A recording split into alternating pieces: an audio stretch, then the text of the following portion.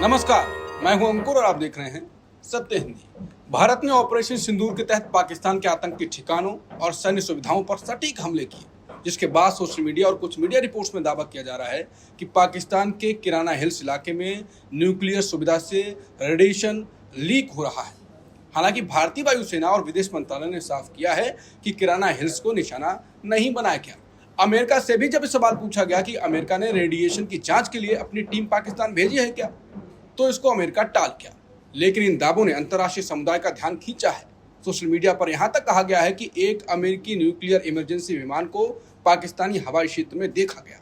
इस गंभीर मुद्दे पर गहराई से चर्चा करने के लिए हमारे साथ जुड़ रहे हैं वरिष्ठ पत्रकार मुकेश कुमार जी, जो हमें इस मुद्दे का विश्लेषण करेंगे और खबर की असलियत बताएंगे। मुकेश सर, जो खबर चल रही है, क्या खबर है?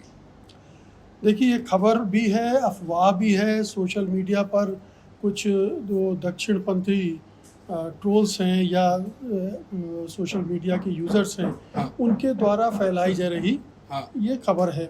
ये दरअसल ये खबर क्यों पैदा हुई या ये अफवाह कैसे जन्मी, इस पर अगर गौर करेंगे तो ये शुरुआत होती है कि भारत के विमानों ने हमला किया और जो नूर खान के पास में, किराना हिल्स के पास में एक एयरबेस है पाकिस्तान का, उसके आसपास वो हमला हुआ। और उसके बाद ये खबर उड़नी शुरू हुई कि वहाँ जो हमला हुआ है उससे कहीं परमाणु केंद्र पर ना हमला हुआ हो और उससे किसी तरह से रेडिएशन ना शुरू हो गया हो। इसके बाद एक एक करके बहुत सारी खबरें आई। एक खबर आई, जैसा कि आपने बताया, कि एक अमेरिकी विमान जो कि इस तरह के रेडिएशन का पता लगाने में एक्सपर्ट होता है, B-30-350, उसने उस इलाके का दौरा किया है। ठीक है, उससे एक अफवाह बनी। फिर ये भी खबर आई, लेकिन ये सच है, विमान ने दौरा किया है? कोई कंफर्मेशन नहीं अभी तक। इसके बाद एक और अफवाह उड़ी कि एक मिस्र के विमान ने उस इलाके में दौरा किया है और वो जो विमान है वो इसमें एक्सपर्टीज है उसकी कि अगर कहीं रेडिएशन है तो कैसे उसको खत्म किया जाए। तो ये 3-4 चीजें हुई। फिर एक खबर ये भी आई कि उस इलाके में करीब 4.1 रिक्टर स्केल का कोई धमाका हुआ है, कोई हलचल हुई है वहाँ, उसको भी इसी से जोड़कर देखा गया।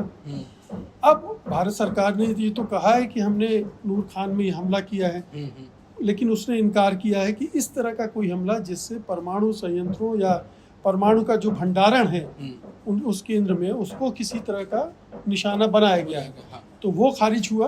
पाकिस्तान ने भी इससे साफ इनकार कर दिया है। अमेरिका ने भी इनकार किया है, हालांकि वो बहुत उसको लेकर अभी भी सवाल उठ रहे हैं। फिर जो अंतर्राष्ट्रीय परमाणु एजेंसी है उसने अभी तक कोई कुछ कहा नहीं है। अगर कुछ ऐसा हुआ होता तो निश्चित रूप से वहां से कोई खबर आती, ऐसा कुछ हुआ नहीं। फिर आप देख रहे हैं कि सोशल मीडिया में एक फर्जी लेटर भी पाकिस्तानी सरकार की तरफ से घूमा, जिस साबित हो गया कि वो गलत है, जिसमें इस रेडिएशन का उल्लेख है। तो ये एक पूरी कैंपेन। अच्छा, भारत के जो सोशल मीडिया दक्षिणपंथी लोग हैं उन्होंने इसे क्यों प्रमोट करना शुरू किया? उन्हें लगा कि ये तो हमारी बड़ी उपलब्धि है, हमने पाकिस्तान को परेशान कर दिया है, रेडिएशन हो रहा है, वहाँ के लोगों में तमाम तरह की बीमारियां फैल रही हैं। एक खबर ये भी आई कि उस इलाके को में गांव को खाली करवाया गया है। तो ये एक वीरता का उसमें अपना उपलब्धि के रूप में देखा जाने लगा और प्रचारित किया जाने लगा।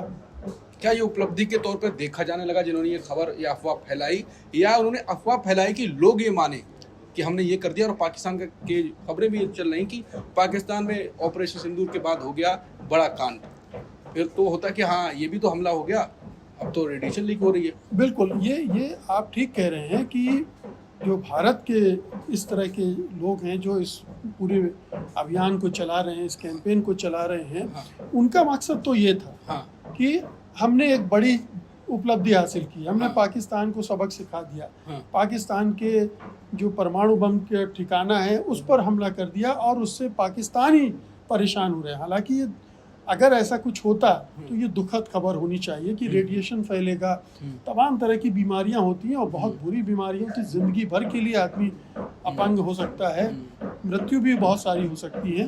तो इस पे जश्न मनाने की बात नहीं होनी चाहिए, लेकिन ये एक सैडिस्ट सोच है कि किसी के दुख में आप खुशी एंजॉय ढूंढ कर रहे रहे हैं, हैं, हाँ। खुशी कर रहे हैं, जश्न मना रहे हैं। ये एक तो पाकिस्तान के प्रति नफरत की जो भावना है इस हद तक चली गई है, ये उसका प्रकटीकरण था।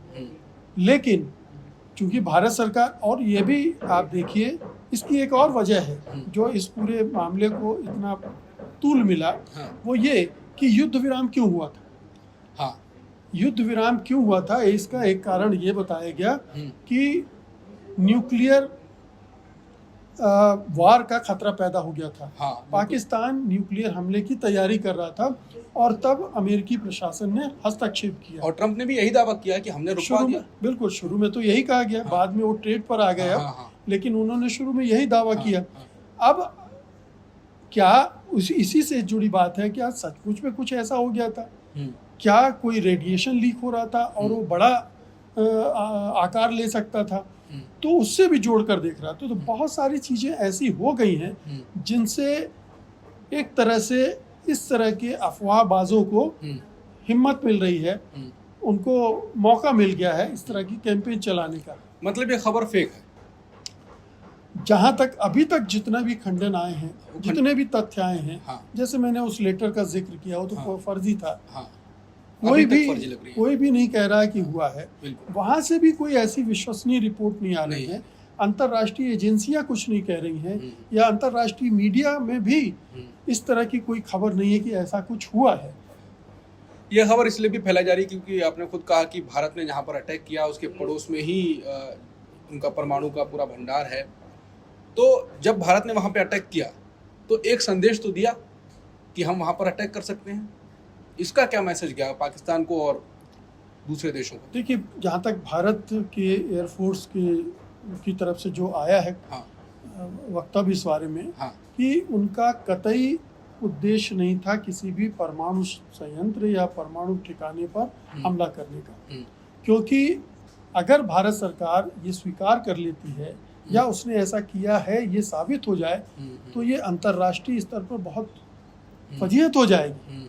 क्योंकि आप इतने गैर जिम्मेदार हैं कि आप इस तरह की हरकत कर रहे हैं जिससे बड़े पैमाने पर विनाश हो सकता है। तो मुझे नहीं लगता कि वायुसेना ने इस तरह का कोई काम किया होगा।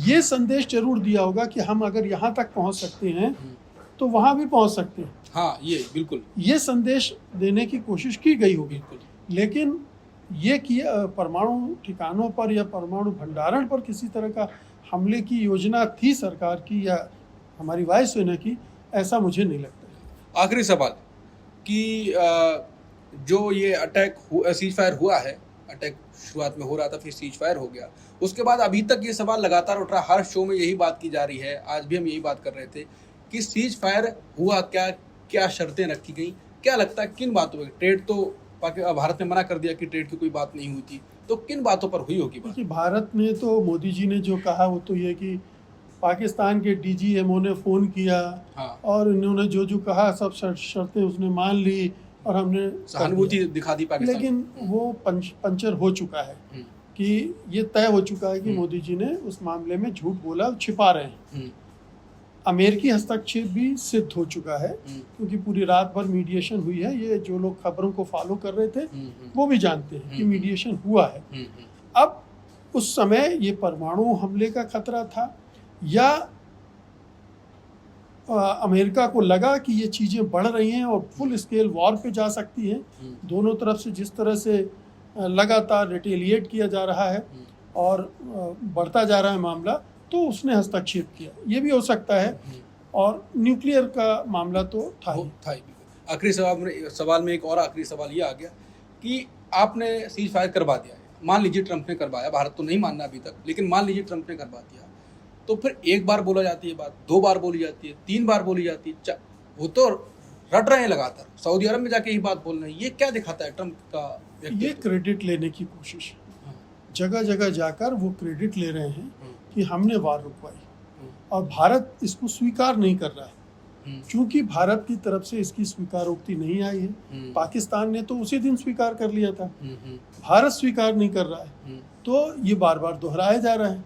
और ट्रंप निश्चित रूप से इसका लाभ लेना चाहते हैं, क्योंकि वो लगातार हर मोर्चे पर फेल हो रहे हैं। यूक्रेन में तो शांति नहीं करवा पाए, युद्ध नहीं रुकवा पाए, उधर इजराइल भी लगातार बम मारे जा रहा है गजा पट्टी पर।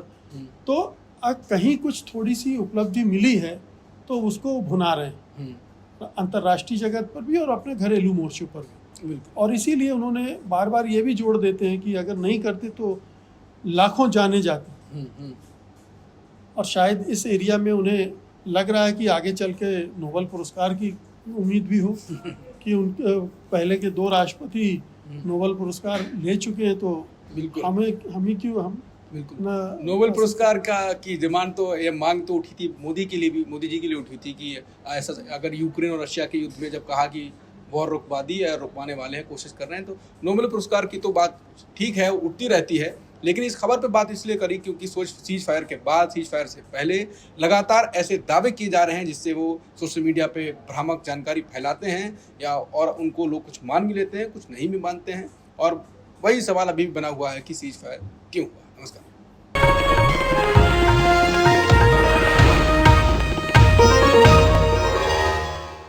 Disclaimer under Section 107 of the Copyright Act 1976. Allowance is made for fair use for purposes such as criticism, comment, news reporting, scholarship, and research.